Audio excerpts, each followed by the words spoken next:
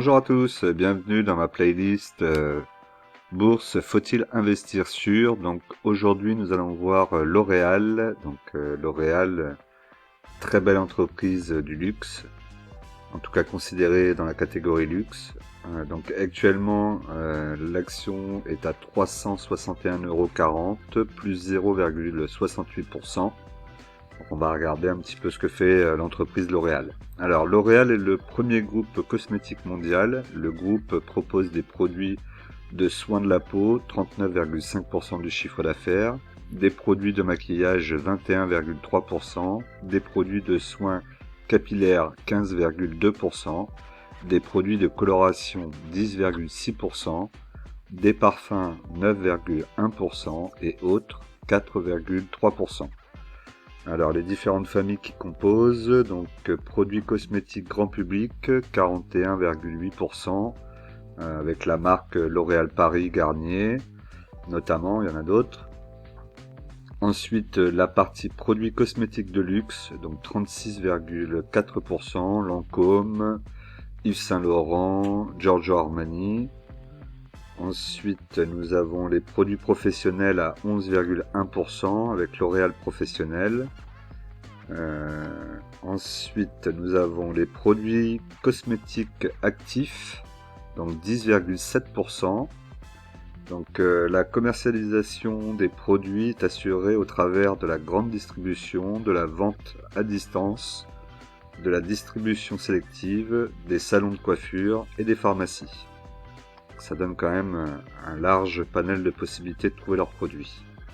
En 2020, L'Oréal dispose de 40 sites de production dans le monde.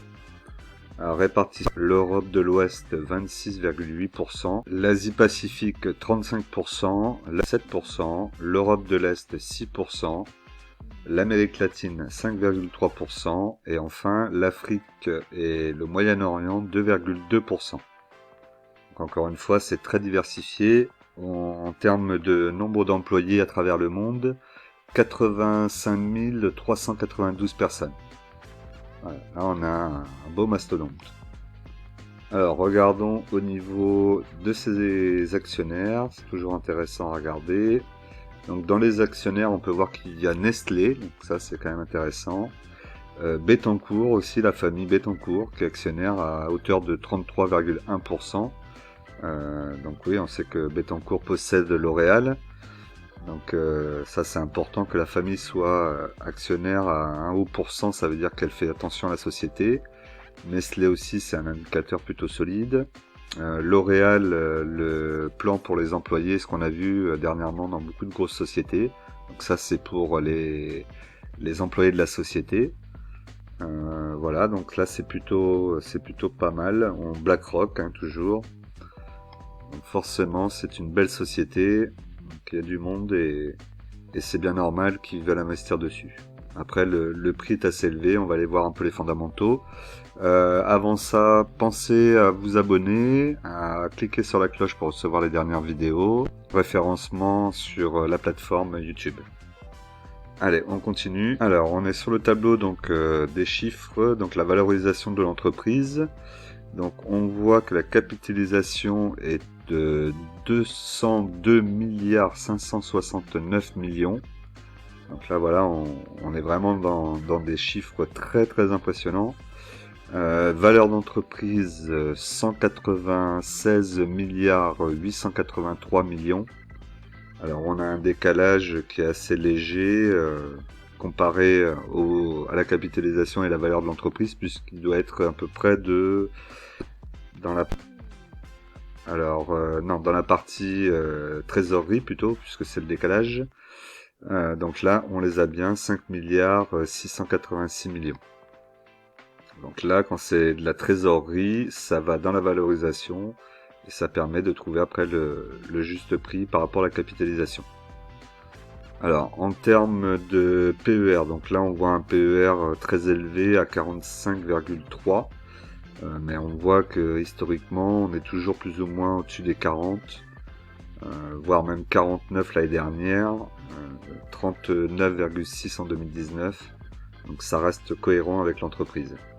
Le rendement, lui, a baissé un petit peu à partir de 2020 et commence à reprendre une marche en avant pour 2021. Après, c'est pas une entreprise qui vous versera un dividende de 3 ou 4%.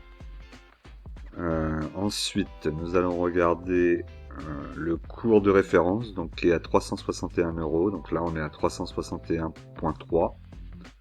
On pourrait se dire qu'on est au bon prix pour l'acheter.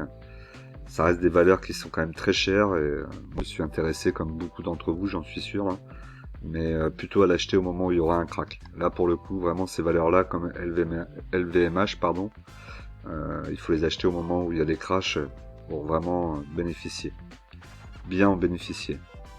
Alors là, on va voir l'évolution des comptes de résultats. Donc on voit que l'évolution, c'est plutôt pas mal. La marge d'exploitation, elle, depuis 2018, ne fait que monter pour aller vers les 20%. On est entre 18 et 20% depuis 2018 pour aller jusqu'à 2023, donc c'est très bien. La marge nette, en revanche, donc le trait vert là qui oscille entre 16 et 12. Là, par contre, on voit qu'il a fait une petite chute pour 2019-2020. Forcément, il y a eu beaucoup de pays qui ont été confinés, notamment l'Asie qui a commencé à être confinée avant nous. Hein. C'était fin 2019, je crois, pour l'Asie. Donc forcément, ça a eu des impacts importants, hein, puisque c'est des entreprises qui vendent aussi beaucoup à l'étranger. Et leur chiffre d'affaires a une répartition importante. Donc tout ça a dû y jouer, et on voit que quand ça a redéconfiné, plus ou moins chez eux, en tout cas c'est ce qu'on pourrait essayer de projeter, hein, même si c'est peut-être pas exactement ça.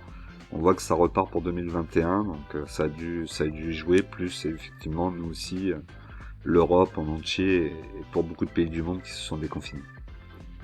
Donc ça reste une belle valeur en tout cas, hein, c'est une belle valeur, on voit elle est quand même relativement stable, entre 14 et 16% de marge nette.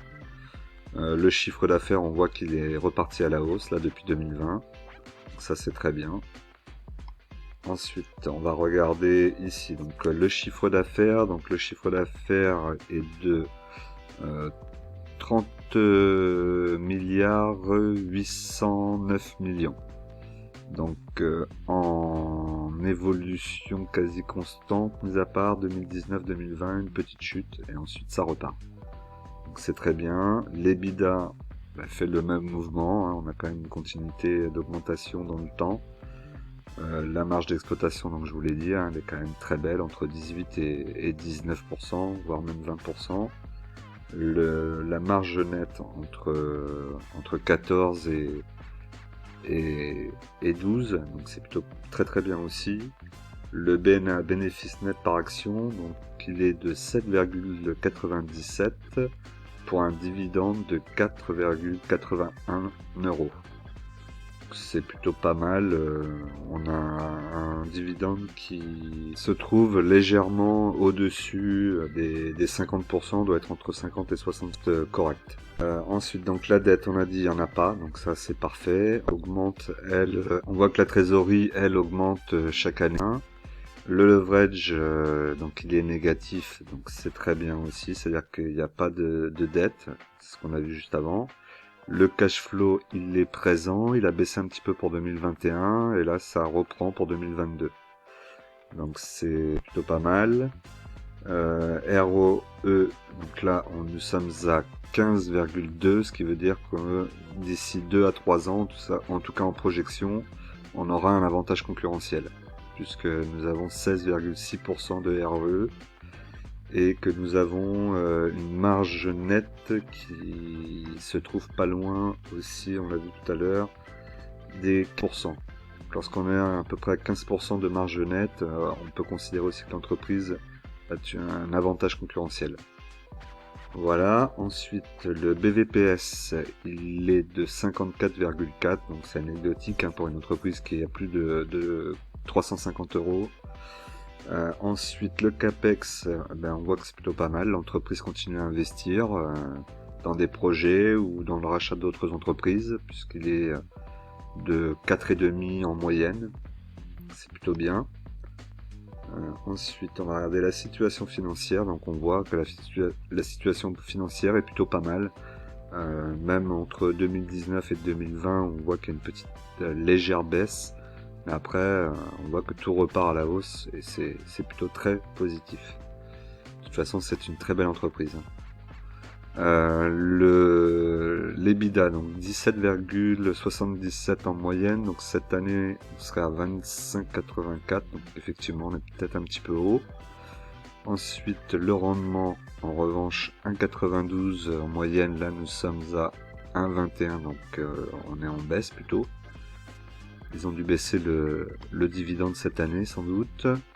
Le PER 29, là nous sommes à 45,3, un petit peu en hausse. Donc là on voit le dividende, donc je vous avais dit aux alentours de 50 et 60%, c'est ça, on est à 55%, donc c'est ça. Ok, on va aller voir maintenant le graphique. Alors, donc nous sommes sur le graphique de l'action L'Oréal, donc on peut voir ici en rouge la résistance à 363,46 €, hein. On voit que ça vient juste de venir le toucher là. On va voir ce que ça va faire, ça va sans doute retracer un petit peu avant de peut-être le dépasser ou pas. Ensuite nous avons ici la première résistance, donc qui se trouve à 347,70 € ici. On voit elle est venue avec la moyenne mobile à 20 jours. Ici on est juste dessus, hein. Ensuite, nous avons ici plus bas une résistance à 318,20 €. Donc là, qui pourrait être éventuellement un bon point d'entrée. Alors après, est-ce que ça va y redescendre? Rien n'est moins sûr. On pourra revenir ici au niveau de la moyenne mobile à 50 jours, éventuellement. Je la vois pas forcément retracer fortement, à moins qu'il y ait un petit crash de 20 ou 30% par ici, mais sinon on voit quand même elle est plutôt haussière. Vous voyez là, elle est dans le range, hein. On voit ici en bleu les deux lignes bleues, ça fait que monter, donc bon, ça part comme ça monte, ça part, à voir. Dans tous les cas, mon avis c'est que c'est une très belle entreprise. Si vous l'avez dans votre portefeuille, gardez-la. Si vous l'avez pas, comme moi, peut-être soyez un peu patient. Là pour le coup, ça peut valoir la peine d'être vraiment patient, parce qu'il peut vraiment y avoir des écarts très importants lors des crashs, et pouvoir l'acheter à des prix, voilà, vous avez vu là ici, on pourrait être aux alentours de 270 €. Moi, je vous dis pas, par contre, ça va pas être demain. Là, il peut être dans les 10 ans qui viennent. Mais ce genre d'action du luxe, c'est vraiment à ces moments-là qu'il faut rentrer dessus. Donc moi, c'est à ce moment-là que je rentrerai dessus, sans doute pas avant. Donc il y a LVMH évidemment aussi qui m'intéresse. Donc si c'est des actions que vous avez prises au moment du crash, gardez-les, soyez patients, et puis sur du très très long terme, ça va vous rapporter énormément, c'est sûr.